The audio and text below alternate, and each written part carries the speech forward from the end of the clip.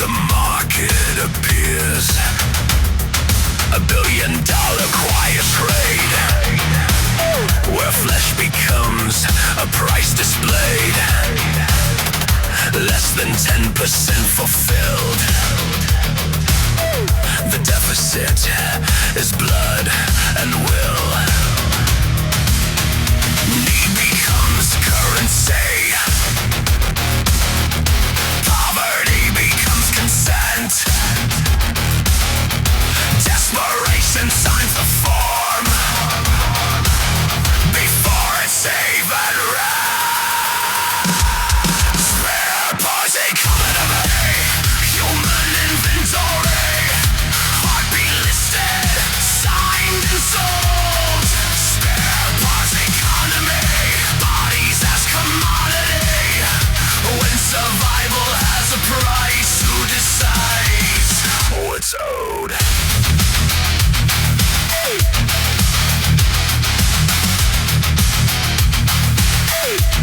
He was promised work abroad, a contract stamped a hopeful nod. They said it's safe, just one small cut. He woke up weaker than he was. Payment shrink, the scars remained. No follow-up, no legal claim.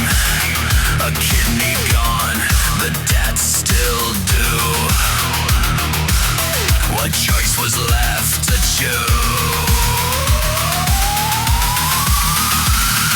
Refugee, unemployed, migrant crossing borders void. Vulnerability is the gate where traffic cuts negotiate. Spare parts economy, human inventory. Kidneys first, then pieces more behind a clinic door. Spare parts economy, sterile rooms and secrecy. When poverty meets surgical steel, morality can appear.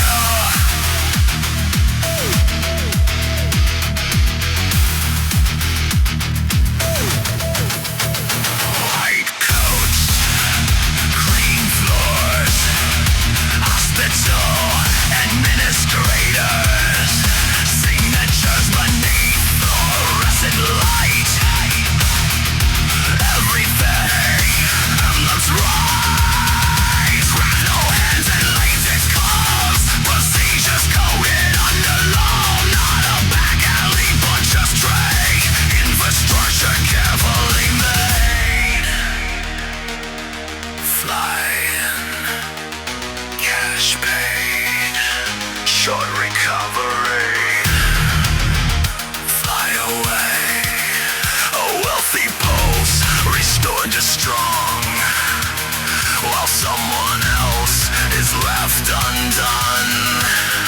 Travel visas stamped in ink, globalize faster than we think.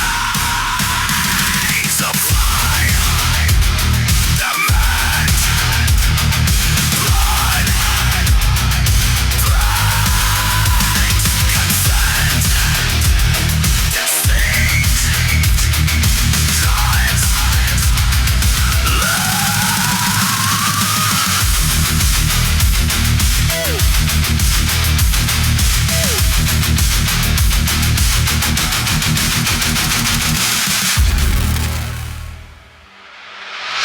whispers from behind locked doors,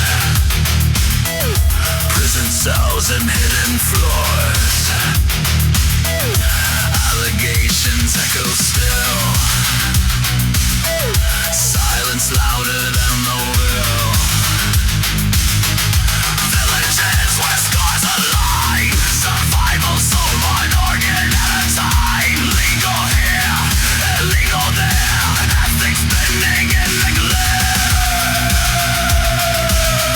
Regulated, sanctioned, bans denied. Truth contested worldwide. Spare parts economy.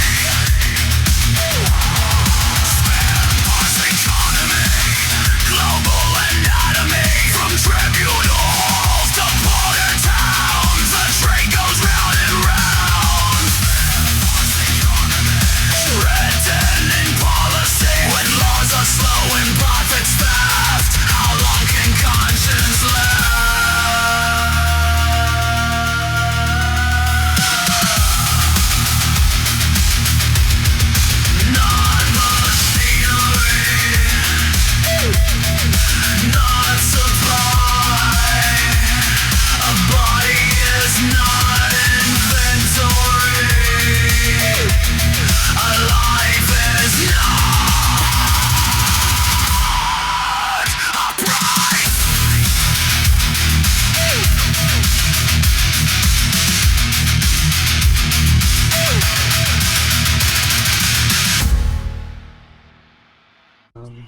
Again, socialism is not necessarily a bad thing. It's like anything. I gave you a sort of euphemism back along about eating too many cakes. Eating too many cakes is bad for you. You get fat. Yes. And you Yeah. die of diabetes or heart attack. If you eat it once in a while. The problem with socialism is that 99.9% of the time it slides too far. Kind of like capitalism does too. Like right now in the United States, we've always considered ourselves a capitalistic republic. But I mean, back in 2007, we had moved from capitalism into oligarchy. And, most young people have no idea. You ask them, do you know what an oligarchy is? They have no clue, but we are definitively an oligarchy. That just stands true by our lobby. Just go look at the lobby. In fact, I've said to people, you want to stop that. You want to go back to, free trade and true capitalism again. You got to get rid of the lobby. You cannot have a lobby that owns our government. You cannot, because literally it puts us, it's no better than socialism or communism. It really isn't. The only difference is that you've got like this blanket over you that makes you feel better about yourself, but in truth, you're just ruled by a different master. With socialism is a misnomer. It's a complete misnomer. It is not what people are sold. They're sold this kumbaya bullshit that everybody kind of gets a say, but the problem is with socialism is if you have 51% of your people that want to go one direction and 49% that want to go in the other direction, you've got 49% of the people that are going to be very, very unhappy because 51% is going to win. It's mob rule with socialism. Well, that's true with democracy, though. We're not a democracy here. Well, that's the thing. You're talking about a direct democracy, and I was saying earlier. The direct democracy is best defined by gang rape. Correct. That's why we need checks and balances. But as far as socialism goes, again, I think one of the problems is when we reduce our ideas to simply one aspect of something that's a much more complex issue. It's like I think in all of our lives we have aspects of all these things. So if I go to my job and I trade my labor for money, that's the ultimate capitalism, right? I am a proletarian. I'm selling my labor. I'm trading my labor, the value of my labor, for cash. So I'm engaging in capitalism. Then I go home and I hand my money to my wife. I'm now engaging in socialism or possibly communism because I take money from her, and then we together buy things. We share that, and we share everything in the home. We share the same refrigerator and furniture and stuff like that. So, aspects of your life. And it's like, maybe if my friend is a little short, well, I'll help him out with a couple of bucks, or he can come and have a meal with me, and vice versa. So there's some more socialism happening, but at the same time, again, I might have a yard sale and sell some stuff for money. There I am engaging in control of the means of production and distribution. I'm being a capitalist. So I think that these things are an aspect of our lives. I mean, we can't reduce our system to one thing, capitalism with a capital C or socialism with a capital S, saying, well, we must do this and therefore we cannot do that. I think it's, things like capitalism, socialism, or socialistic, if you want to, avoid giving it the name of an ideology. These are just tools we use. The important thing is to have good people, and then tools will be used well. But the tool is only as good or as bad as we use it. So what we need is a good social system, so that I think if we have a good society, then we're going to apply these different economic tools in a wise way and a balanced way. I guess I'm a kind of a voluntarist. I don't like people being forced to do things. Right. I think people should be free to, cooperate or compete or whatever they want in the market, however they feel like. If you want to cooperate. So you're basically libertarian. I guess so. Yeah, I know I am. I'm a constitutional libertarian, so yeah, I get it. The thing about it though is I think we're the biggest hypocrite on the planet. I mean, yeah. We talk about Mossadegh. When Mossadegh nationalized his oil in Iran back in the 50s, it was bad, and we had to overthrow him. When Chavez nationalized the oil in Venezuela, it was bad. so we had to overthrow him. But yet, you know, we take things under eminent domain, and just because we call it something else, it's not bad because we did it. Well, we don't do the. I mean, it's like we can go on about a foreign country nationalizing oil and perhaps a corporation that has a lot of clout in Washington persuading them to that. But then I remember the other half of that when Jimmy Carter deregulated fuel prices in this country. That's what it is. Swish of the pen, law of the land. I mean, there's not a country on earth which is a major energy producer in which its citizens do not have subsidized access to that energy. It's a commonwealth. In theory, all of the oil and natural gas and uranium and everything else belongs to the people of the United States. And especially on the public lands, the government leases these lands to people. And in the old days, the thought was, well, the people are getting a return. So, gasoline was only so many cents per gallon. Well, and I remember the prices climbing towards $1 a gallon, and Carter just anyway. Hillary Clinton and Harry Reid tried to nationalize some land out west, so they could sell it to Russia in the Uranium One deal. So it happens here too. Bundy Ranch. Bundy Ranch was the result of that. Yeah, run by Al Bundy. Yes. Now I wanna point something out too. I wanna elaborate a little bit on what Otto said. He said that he went home and all of a sudden he gave the money to his wife and it was socialism. I'm gonna go further with that. When you start making claims that is both of your refrigerators, that's where you're stepping over the line. Is it really your refrigerator? Is it really your car? Is it really your house? They practice capitalism outside the home, but then it's socialism at home. As long as I pay rent to the government in the form of taxes and I get to keep it. I would say that it is actually a form of tyranny where you bring the money home. Sir. And it is her refrigerator, her car, and if you have anything to say about Thank you.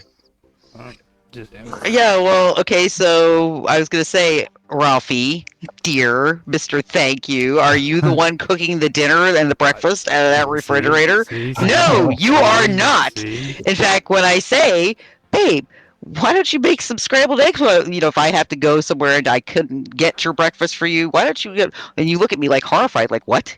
What do you mean, scrambled eggs? Well, what? Cereal, bananas, there you go. There ain't too many guys that know how to wash dishes.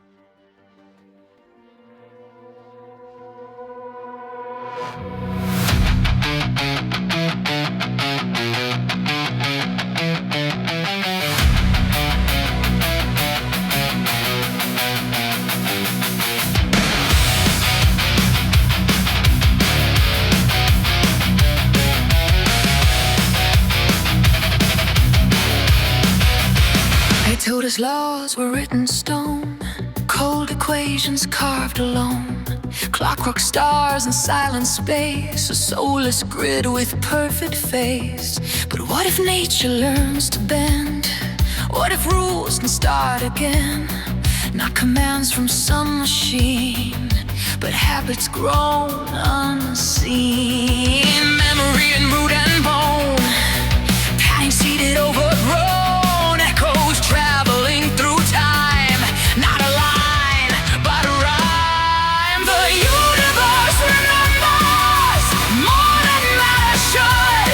Every form that ever was leaves a trace in blood. Not fixed, not sealed, not done. The laws are still becoming habits of the universe. Forever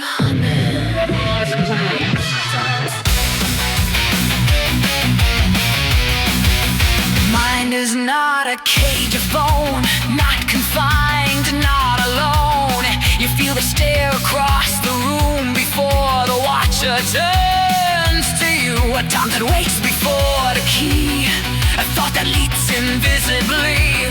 Is thought a spark behind the eyes, or something far more wide? 10 commandments carved in steel, mechanism made to feel like the only sacred creed.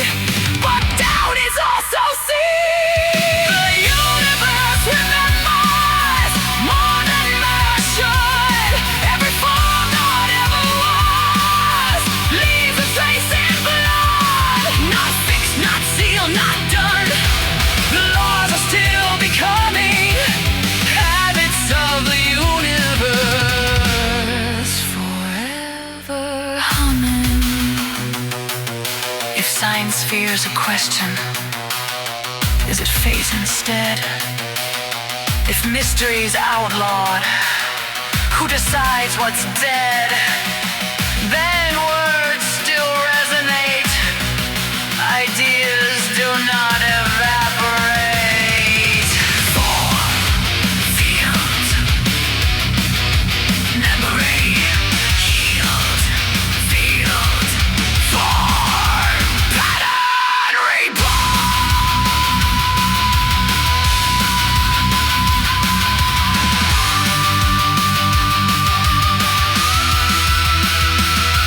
the universe remembers through leaf and look and light. Not a prison made of math, but a living appetite. What is mind is ocean wide. What is thought can roam. The laws we thought were written are learning how to grow.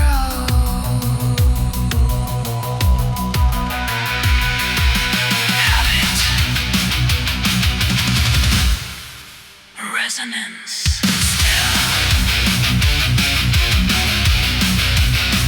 Becoming.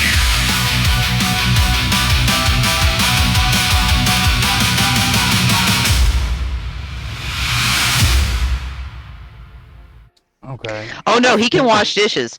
Let me tell you something. That man, especially if I'm not feeling well, he will like I'll cook the dinner and everything else, but he will clean it up because especially if I'm not feeling good, he will take care of that.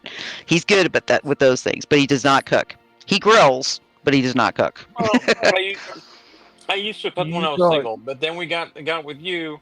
You wouldn't let me cook, so it's a perishable skill, like shooting. If you don't use it, you lose it. It is not a perishable skill. No. you guys are looking at socialism from a very US sort of perspective. I'm Here we go. I'm just thinking of the concept of is it Norway? Yeah, Norway. That's not socialism.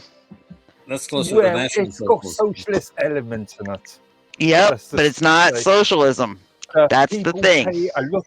Pay a large amount of tax, and public services are pretty good. In the UK, ideally, we've got the NHS, the National Health Service, which we put in taxes in, and medical services are free at the point of access. Yeah, but Even Mark, though- look what happened. Okay, so we tried to echo that here with the ACA because the ACA was the United States attempt to kind of echo your NHS because everybody thought they should be, health insurance. That's your right? Not really, but it is apparently. But look at your NHS. Dude, it's a hot Well, yeah, mess. Granted, there is major issues because of the top-down. Too No, many. it is crappy healthcare. Yeah. It's really not good healthcare. I mean, I've had plenty of friends over in England, both of them had parents that had cancer. And literally the second time, like the first bout, the NHS was great. They took care of everything. When they were diagnosed with a second bout with the cancer, basically they gave them a bed at home and left them to die because they weren't going to pay for a second round of treatment. And that's the NHS. And Canada has the same problem. Canada's healthcare system's a hot mess.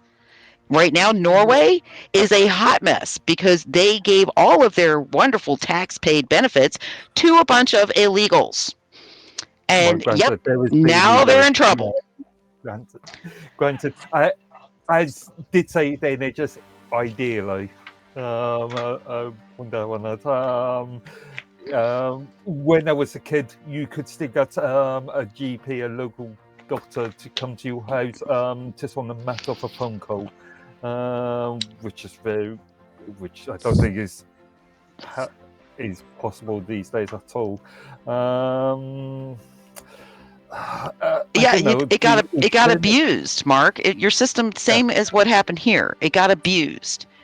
People started, the money's not going where it should be going. The services aren't at the par they should be at. They cut corners where they should not cut corners. It's the same thing that happened here. And it's like, it just took us a lot shorter to get there. Literally, the ACA was a hot mess from the moment it was written. And like I said, if the American people had taken 2 seconds and even perused it, they would have freaking had a heart attack. It would never have gone through. I mean, they sold it on a false premise, and the American people are like, "Yay, free healthcare!" No, the only people that get free healthcare in the United States are the ones who always got free healthcare, which are the Medicaid people. Okay, again, literally, they're the only ones. Free at the point. It's not free. I hate that free healthcare because it's no such thing as a free lunch. But yeah, well, tell me, how much does the average U.S. citizen pay in health insurance? Currently, the current ACA policy is between $800 and $1,000 a month premium for the average middle income household. Okay, that's ridiculous. That is absolutely, and for the services, it's absolutely insane because these carriers do everything they can to deny coverage. Literally everything they can. So basically, your policy that you pay $800 to $1,000 a month, is basically like toilet paper. It's not going to get you through much. Maybe you can go see a doctor for $15 copay, but then you've got to go see, it's always we can't, you have to go see this specialist. Oh, wait, these tests weren't included in that visit. You have to pay for this. And of course, everything is outrageously priced. And it's insane. And it's even worse with dentistry. Dentistry is another complete highway robbery in the States, and good luck getting coverage for that because that's very expensive coverage also, and it's not included in the ACA. And of course, your teeth are probably one of the most important things to your health because your mouth is that close to your brain, and you get an infection, basically it can destroy your entire immunity system. So it's people, like I said, the fact that they still get away with that is beyond me because dentistry is just ridiculously expensive, not including, and we can even jump even one further, veterinary, to have your animals cared for. It's so bad now that they're selling animal health insurance. And literally, if you go to the vet, they'll say, well, you should have had animal health insurance. We can't help the fact that this minor little surgery is $10,000. We have to pay the anesthesiologist. We have to pay this person. It's ridiculous. It's absolutely ridiculous. And yet here we sit as the American people, and instead of saying fix it, my thing was, the ACA isn't going to fix anything. You need to fix it. You need to get pharmaceutical under control. You need to stop charging Americans exorbitant amounts for the same meds that we send to Canada and overseas, and they're paying pennies for it. Well, this goes back to what I was saying too, though, in your show last night. The United States is one of the very few countries in the world that actually has a codified constitution. Okay. Yep. And this is important because me and Mark talks about this all the time about codification when it comes to these documents. Okay. Now, when we talk about constitutions, we're talking about constitutional law. And when it's codified, what that means here in the United States is if our laws don't abide to the Constitution of the United States, it is an illegal act, okay? It is constitutionally illegal and it should not take place.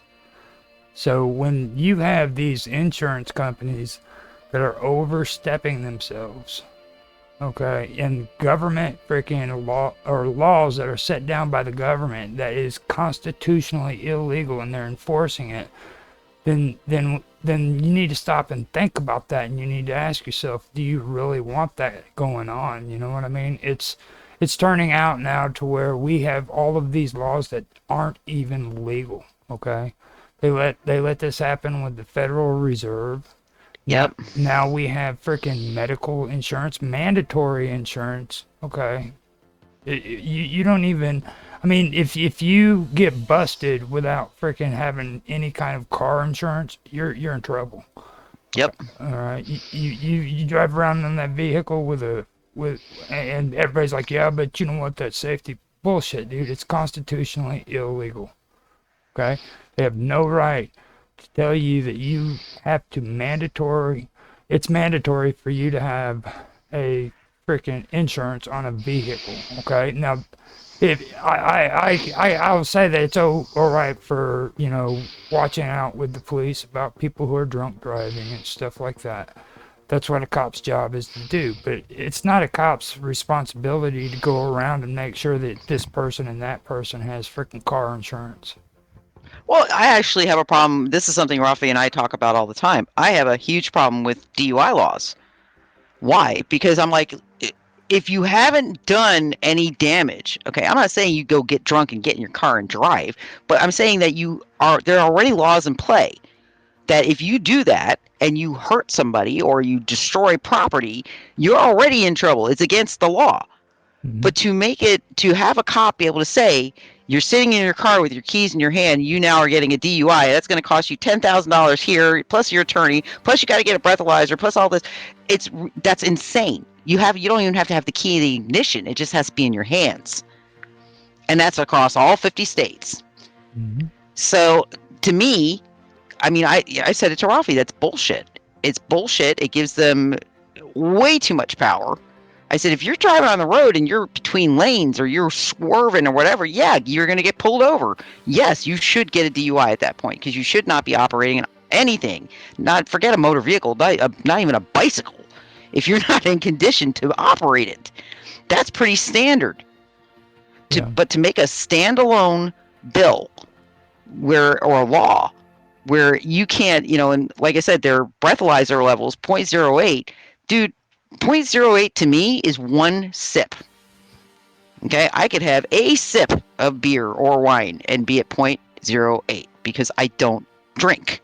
And so alcohol literally wipes me. I mean, I have a few sips of a drink, I'm toast. But at least I'm responsible. I would never get in a car and operate it if I was on anything that affected my judgment.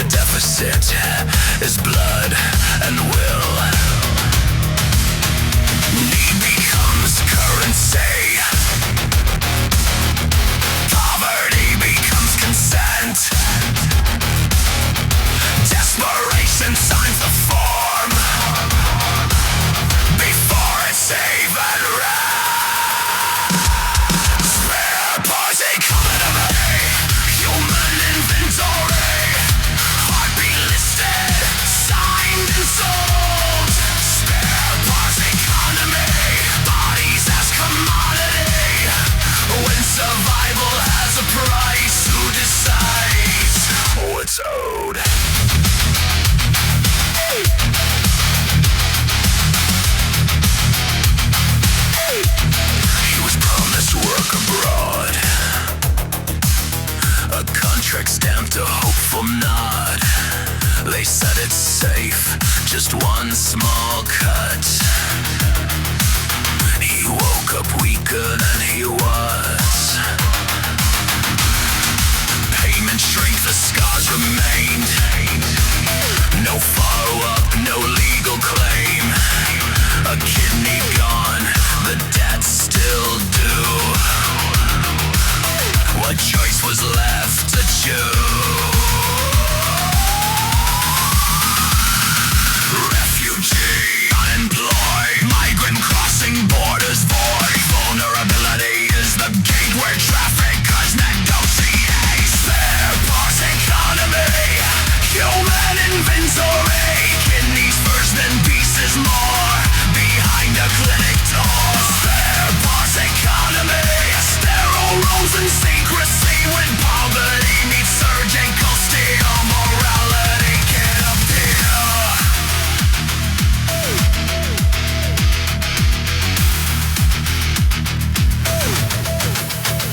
White coats, clean floors, hospital administrators, signatures beneath fluorescent light.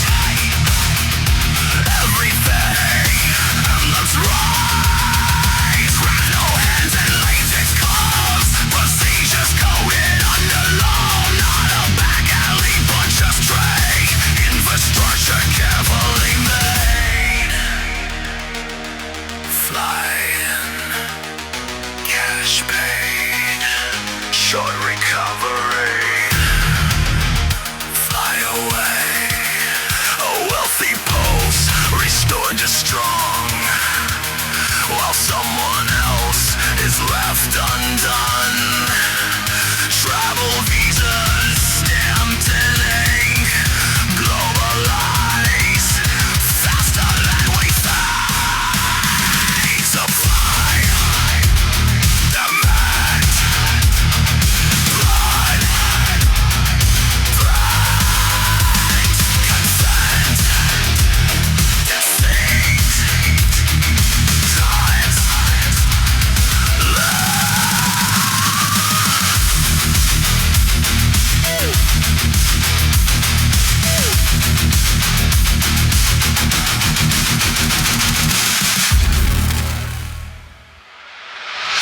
whispers from behind locked doors,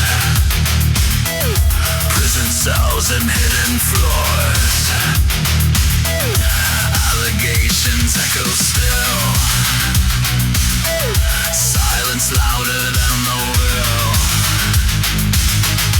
Villages where scars align, survival sold one organ at a time. Legal here, illegal there, ethics bending in the glare. Regulated, sanctioned, bans denied. Truth contested worldwide. Spare parts economy.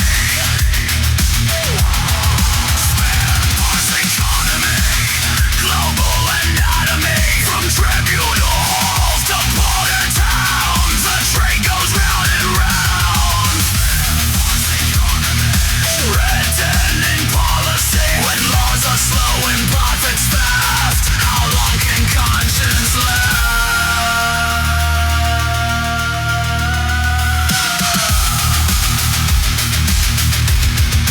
Non-machinery, not supply.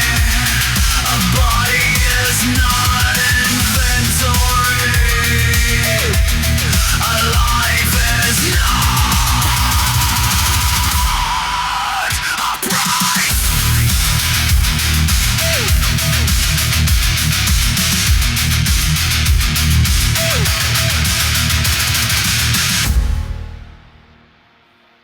Ever, because that's a multi-thousand-pound vehicle. And yeah, it can go quite a rate of speed and it will do a lot of damage. Mm-hmm. But Well, I mean- rather than hit it from that aspect, again, it's all about making money. It's like marijuana. Why the frick would it be why would it be illegal to smoke pot if you're sitting in your house not doing anything to anybody? Why would that be illegal? Why would that damage anybody? It doesn't. To me, we've taken law way out of line. Like, law used to be about protecting people, not being a nanny. Well, it even goes further too, like income taxes. Like, people just sit there and they allow these laws to take money out of your hard-earned money. You're talking about going out and selling your labor. Well, there should not be a tax. It's completely unconstitutional to freaking be pulling people's freaking money out of their pockets for working. Okay, that's just completely ridiculous. And they do this with property taxes too. You live in a freaking country where they think that it's appropriate for the government to pull freaking a certain percentage out of your freaking pocket for freaking taxes and for freaking property taxes as well. Okay? And these two things are given to you freaking according to the Constitution. You know, you're not supposed to be. I mean, we are being taxed more now than what we were back when we had our revolution against the evil. We fought the Revolutionary War over a 4% tax. Okay? Think about that. Right now, most average Americans, if you want to include your taxes, your everyday taxes on everything, we spend almost 50% of our income on taxes. Easily. Okay, so literally it's gone way too far, and income tax is not even legal. It's not even legal. That's the thing, and Trump knows that. That's why he's talking about doing away with it. In Florida, they're getting rid of property taxes here because income tax didn't become a thing until the Napoleonic Wars. Income tax was a way of Britain to fund its fight in the Napoleonic Wars. But, question for you: if you aren't paying tax, who's going to fix all those potholes in the road? Who's going to keep all those street lights on? Who fixed them in the first place? See, once upon a time, before the Fed came along, we had what were called, our titans. Basically, the rich. How do you think New York City got built? Do you think New York City went into the industrial age because of the Fed and taxes? No. It was the founding families of New York that built New York. And I've always said that. That's why when Obama said, "You didn't build that," oh, yes, they did. Oh, yes, they did. Yeah. Yes, they did. Also, like, these taxes that you're referring to aren't the only ones that are out there. When I go to the store and I buy merchandise, I am a tax-paying citizen here of the United States. Okay. Yep. And that US taxes. That's the appropriate way of using the tax system here in the United States. Okay. Well, the thing about it though is the pothole issue. It's a non-starter. I mean, that's covered by fuel tax. Yep. Roads are covered by fuel tax. Examples, but we have a slew of taxes that we pay into on a daily basis that cover a lot of those services that the government is supposed to provide. Taxes on our water, taxes on everything. Bridge tolls on the roads. Of what we pay in income taxes goes to fund all of this criminal activity that's happening and funding of foreign countries that have nothing to do with us, and to start endless wars to feed the military-industrial complex, and to build bullshit statues in the middle of nowhere that have absolutely no relevance to anything, and all other kinds of boondoggles. So yeah, don't even get me started on the freaking potholes. Okay, we literally worked till April before we even make a dime to fund our own lives. Yep. Did you just say Boonhagel? What did you just say? You've tapped an emotionally raw nerve, Raphael, when it comes to taxes. He said Boonhagel. On a tangent there. I cannot. I never worked out. Never. I find U.S. Shopping taxes interesting because when I go into a supermarket, when I go into a shop, the value at the VAT, the value at the tax is already calculated into the price of the product. So the shelf price is the price that I pay at the till. In the US, taxes are weird because you, depending on which state you are in, or depending on which town sector you're in, you can taxes can change. So how do you work out your sort of weekly shopping? Well, we have a lot of jurisdictions taxing. So you have like the city can tax, the county can tax, the state can tax, and certain items in certain states have, like in New York State, food items are not taxable. You go in the supermarket, you buy milk, milk is not taxed. But if you buy like a box of stationery, that is taxed. And the state has a set tax, and then counties can tax. A lot of them don't, because then people just go over the next county, or they tax specific things like hotel rooms. Bed taxes are a big thing around here because we have a lot of tourism. And now that weed is legal, you've got a state tax, and then the county and the municipalities all jump on the tax too. So it's like a 13% tax rate for that. Normally in New York State, it's 7% tax is what you're paying for most things. But it varies from state to state. Gasoline is the most taxed, I think. All your taxes go to supporting the royal family and all, maintaining all their castles. Well, that's true. That is very true. Yeah, there is that. Those damn English. In Philadelphia, they got a tax on sugar. So, like, Really? each ounce, if you got a 20-ounce cola or whatever, they put a certain set tax on cola. That really hurt Coca-Cola in Philadelphia. They got a couple different plants, but I've never heard in chocolate milk. There's I know tax on that because there's sugar. In Florida, it's so what's considered food, meat, grains, stuff like that, that is not taxable. So regular food is not taxable, but anything considered junk food, candy, all that is taxable. So it takes them a while.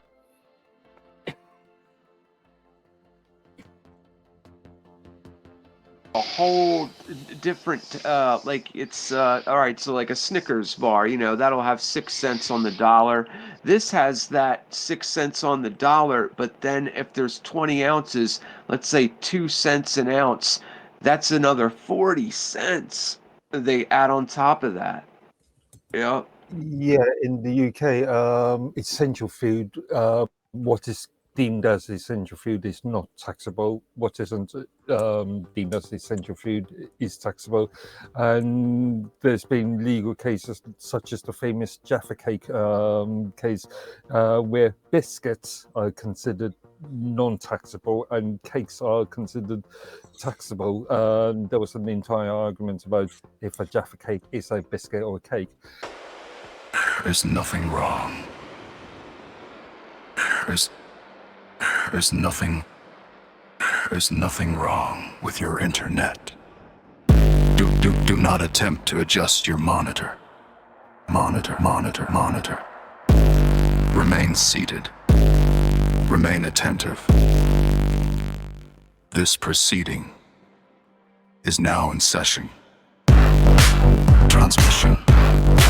Transmission.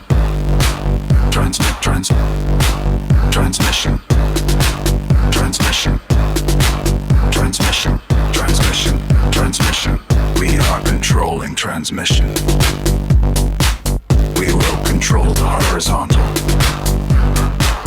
We will control the verti.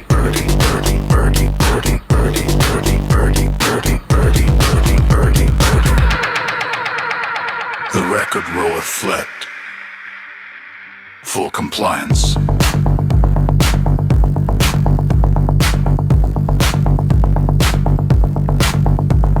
The Red Pill Nation rises with measured breath, script in hand, ink like depth, line by line. The weight increased, words don't end, they multiply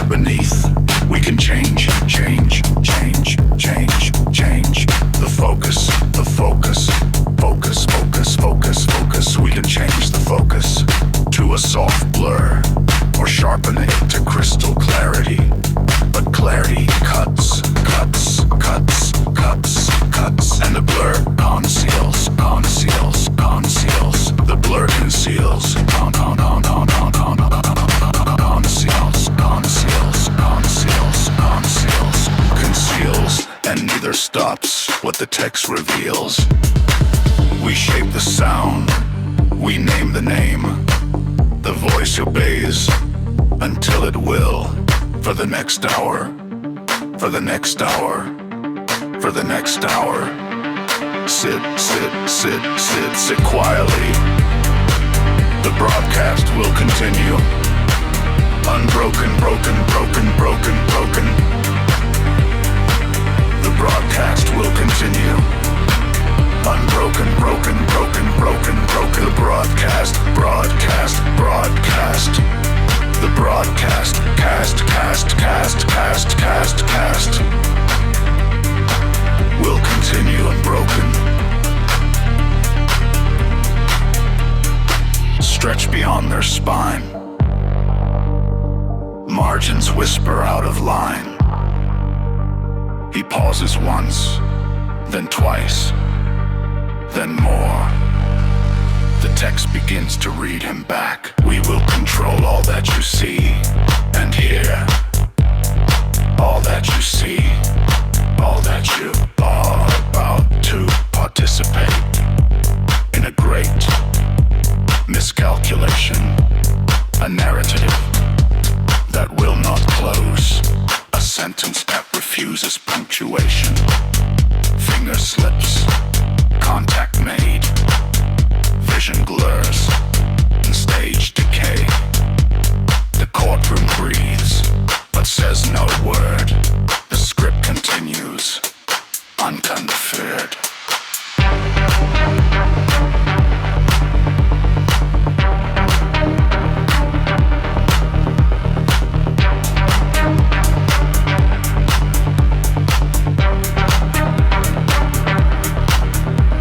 It's not the same. It's not the same. It slips between the lines of slate. You are about to experience the awe and the fracture, which reaches from the inner mind to something that is listening back. There is nothing wrong. Nothing wrong. Nothing. Gone thing, gone thing, gone thing, gone thing, gone thing, gone thing, gone thing, gone thing, gone thing, gone thing, gone thing, gone thing, gone thing. We are controlling transmission.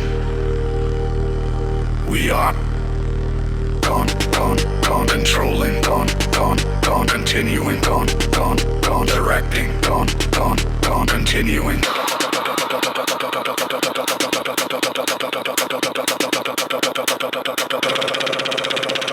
The red pill hangout was never outside. It was the edge of what could be heard. The podcast does not end. It continues through you.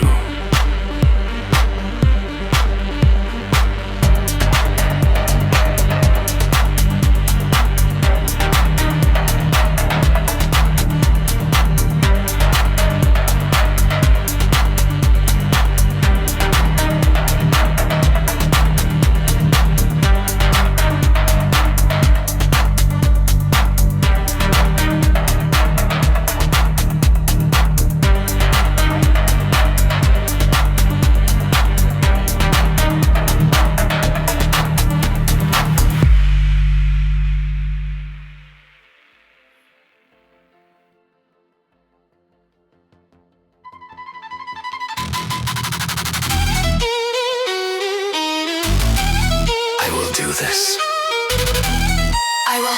I will do this until I die. I'm not the reassuring lie.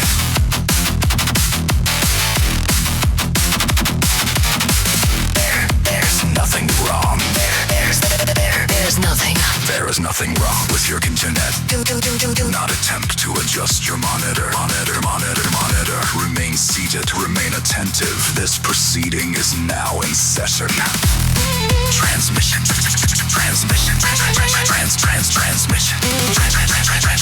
We are controlling transmission. We will control the horizontal. We will control the vertical. The record will reflect full compliance.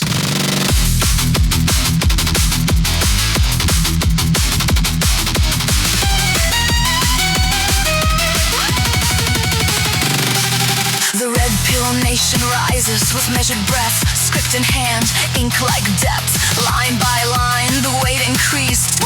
Words don't end, they multiply beneath.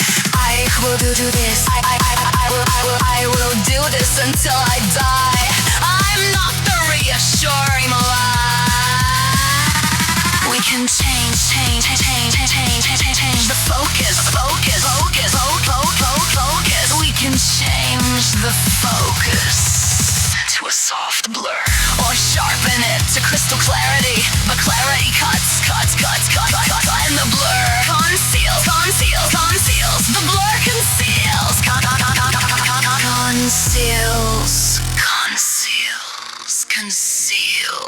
Then neither stops what the text reveals. We shaped the sound, we name the name. The voice obeys Until it will. For the next few hours. For the next few hours. Sit Quietly. The broadcast will continue. Unbroken. The broadcast will continue. The broadcast. The broadcast will continue unbroken. Stretch beyond the spine.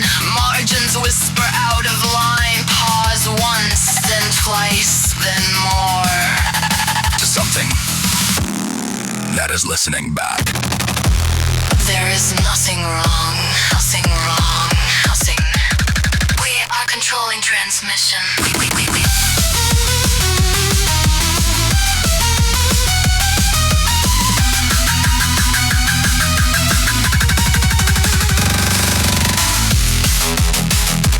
are controlling transmission. We are controlling. I will do this. I will do this until I die. I will do this. I will do this until I die. I will do this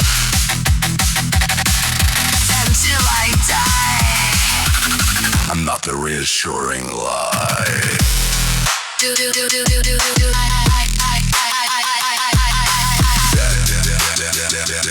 There's nothing new. There is nothing wrong. No. We are controlling transmission. We are.